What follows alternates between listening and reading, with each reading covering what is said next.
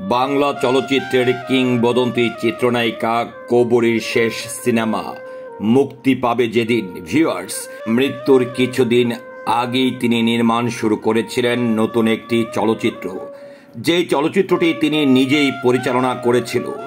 দীর্ঘদিন পরে এসে এবার জানা গেল চিত্রনায়িকা কবরী পরিচালিত চলচ্চিত্রটি কবে নাগাদ মুক্তি পেতে পারে। অসম্পূর্ণ অনেক কাজ, অনেক স্বপ্ন রেখে 2021 সালের 17 এপ্রিল পৃথিবীর যাত্রা শেষ করেন মিষ্টি মেয়ে খ্যাত অভিনেত্রী চিত্রনায়িকা কবরী। এরপর তৈরি হয় আশঙ্কা, তার অভিনীত ও পরিচালিত সর্বশেষ সিনেমা এই তুমি সেই তুমির কি হবে? অসমাপ্তই কি থেকে যাবে, নাকি আলোর মুখ দেখবে? অবশেষে সেই প্রশ্নের উত্তর মিলেছে।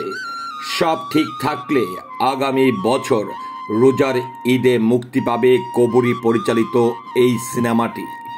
এই প্রসঙ্গে কবরীর ছেলে শাকের চিস্তি গণমাধ্যমকে বলেন, সিনেমাটি মুক্তি দেওয়ার তাড়া ছিল আম্মুর, তাই করোনার মধ্যেই শুটিং করেছিলেন।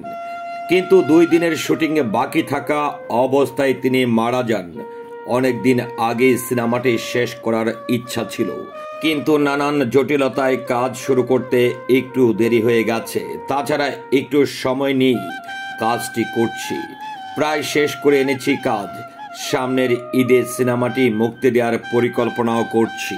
2018-19 অর্থ বছরে অনুদান পাওয়া এই তুমি সেই তুমি সিনেমায় 2টি সময়কে তুলে ধরা হয়েছে। বর্তমান সময়ের পাশাপাশি উঠে এসেছে মহান মুক্তিযুদ্ধের সময়ের কথাও।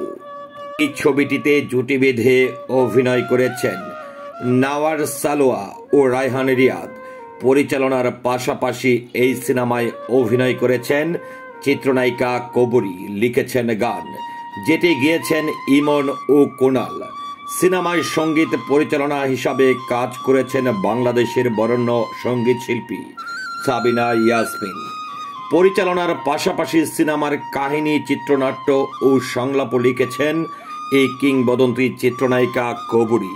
ভিউয়ার্স, বাংলা চলচ্চিত্রের এই কিংবদন্তি চিত্রনায়িকা কবরী মৃত্যুর আগে রেখে যাওয়া অসমাপ্ত চলচ্চিত্রটি নতুন করে তার ছেলে মুক্তি দেওয়ার যে চিন্তা করছে, এটি নিয়ে আপনার বক্তব্য কিংবা মন্তব্য কি, আশা করছি কমেন্টের মাধ্যমে জানাবেন। সেই সাথে পুরো ভিডিওটি সঙ্গে থাকার জন্য অসংখ্য ধন্যবাদ। আল্লাহ হাফেজ।